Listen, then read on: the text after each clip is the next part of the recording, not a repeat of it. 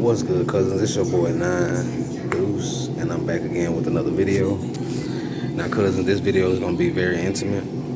Now, I know you guys haven't been seeing me post in a minute. That's because, man, I've been weathering the storm, man. I've been, just like I told y'all in my last videos, I'm a father. I'm a father before anything. But man, I'm gonna ask y'all to put y'all prayers together and pray for my baby, man. Let me get up so y'all can see it. To all my cousins out there, man, that's y'all little cousin Maya Deuce. They be in the videos with me, man. My baby had a seizure, and she had swelling to her brain, and first she had an asthma attack. So right now she has a tube down her throat, and well, you guys will have to wait. I'm gonna stop this video and start this video over. When I started over, but you know what I mean. And I'm gonna show y'all she had to have 2 surgeries when she got here. But I'm gonna explain to y'all how the story happened. Okay, so this happened about 2 days ago. Okay, she was on her virtual and she told her mom that she wasn't feeling good. But it wasn't, you know what I'm saying, it wasn't real bad. But okay, so after she got off her first class of virtual, her teacher, Miss Cook, said she could kind of see that, she had a little cough. It didn't seem severe. So after okay, she was supposed to get back on the second time, but she didn't get back on because she told her mom her stomach was hurting. So she ate some cereal and she laid down. Once she got up, the wheezing started. And when I say wheezing, I don't mean regular wheezing. I mean a good explanation. A tea kettle, but constant. So after that, because she's been through this 2 times, 2 times before. So we're not really thinking of my baby moving. Because right now she's unresponsive because she's sedated. So as y'all can see, she's moving her hand. That hand right there, she just moved it. She's, kind of in and out. Okay, now you guys probably can see it now. I'm gonna have to wait to show you guys the insertions that they had to do, but I'm gonna get to that. So okay, so we thinking it's regular because she has wheeze and stuff like this before. So I'm not gonna say we didn't pay it no mind. We did our home remedies. The honey, the tea, the lemon, the peppermint, all that good stuff, and we seen that it wasn't doing anything. So I decided to just call the ambulance, just to be prepared. And I called them. They came. And when they came, the medic, I can kind of tell she wasn't really trying to, alarm us. I'm sorry if I'm, looking off. She's moving, so I got to keep an eye on her because, as a child, you wake up and you feel a tube down here in your throat. You're gonna want to pull it out. You're gonna know what's wrong. So if you guys see me glance over, I'm watching her movements. Okay, but so after the medic get there and check her, check her heart and all that good stuff. She said that her oxygen was at 60 and her oxygen was at 60, and I want to say her heartbeat was at 45, if you guys know those number terms. And so, I went with her this time. Usually her mother goes, but I went with her this time. And you guys, when I say, man, having kids and watching them go through a life or death situation could, really, it can really hinder your mind. It can really put you in a place of, being unsecure. So I watched my baby seize up. She had a seizure. She was having an asthma attack in the house. But once we got in, the medic tried to do 2 IVs on her, and then none of them draw any blood. And the reason for that is because she was dehydrated. So after she tried the 2 needle sticks, the second needle stick kind of, pissed her off. I understand she's trying to do her job and it's not working. Right after the second needle stick, y'all, she seized up. And I've seen a seizure twice. I won't speak on the first one, but I'm gonna speak on this one. Once I seen it, anybody out there, to all my cousins that know about seizures, your hand, my baby hand was stuck. Her eyes were wide open, and she was like unresponsive. Her pupils were dilated, and I was holding her hand, talking to her, and she wouldn't respond to me. So I started crying immediately.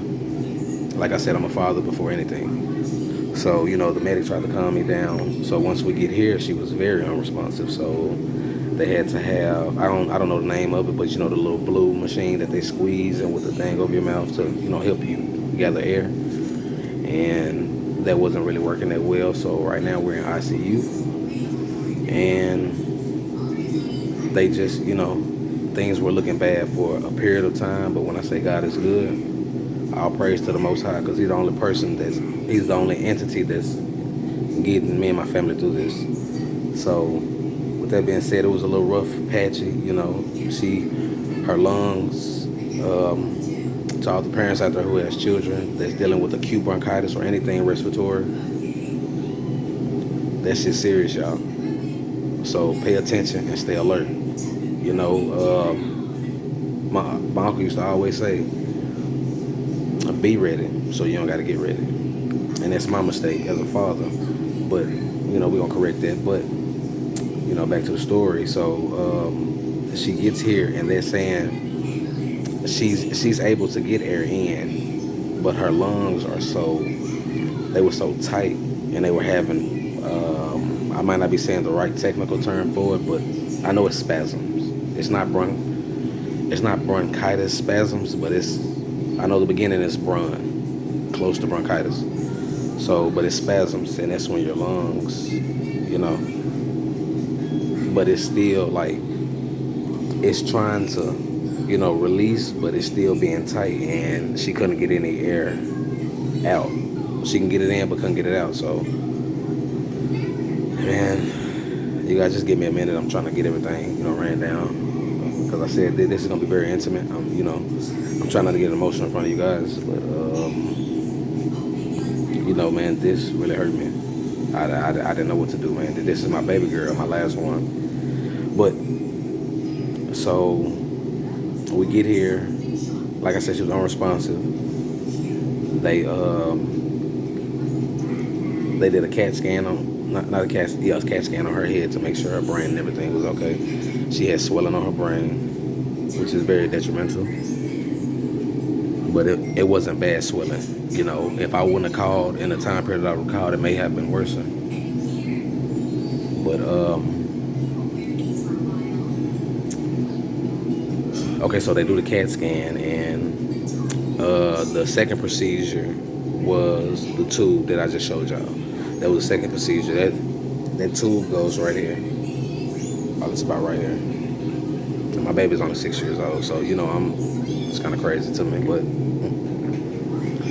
okay, so they do that second procedure, and this procedure was helping, but she still wasn't releasing any air. So that was the first thing. The third procedure was to go through her artery in her hand, and that didn't really work too well, so they had to take a needle and go through her, I don't want to say it was her artery, but it's like in the middle of her thigh. They had to take a needle with a, with a cord on there that goes up there, and there are risks to that. Like, the cord has sparks on them, so it could, it could have touched her heart and stopped it. She could have bled out. So, man, God is good. So they just did that procedure today. Now, the one in her artery in her hand, they did that when we got, after they put the tube in her throat. They did that after. So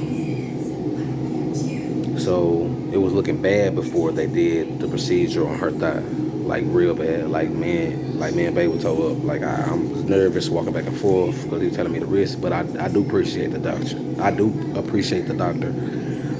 Children's Hospital. His name is Mr. Cunningham. He said, I just didn't want to come in here and give y'all, beat around the bush. I want to be 100 with y'all. So I appreciate him for that, for being up front and forward.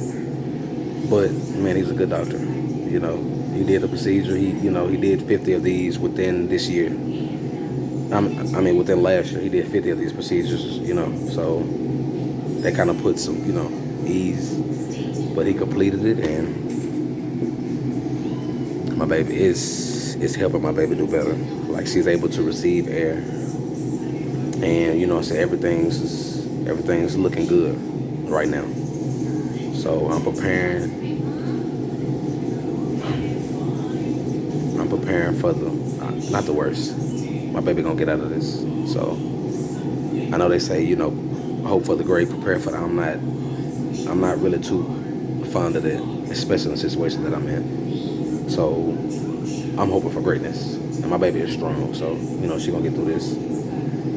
Because of us, man, I just want y'all to, you know, put me and my baby and my family in y'all prayers. You know, so my baby can get, you know, all the energy and all that support because we need it. And one more time, I'm gonna show y'all my baby, man. Y'all can see.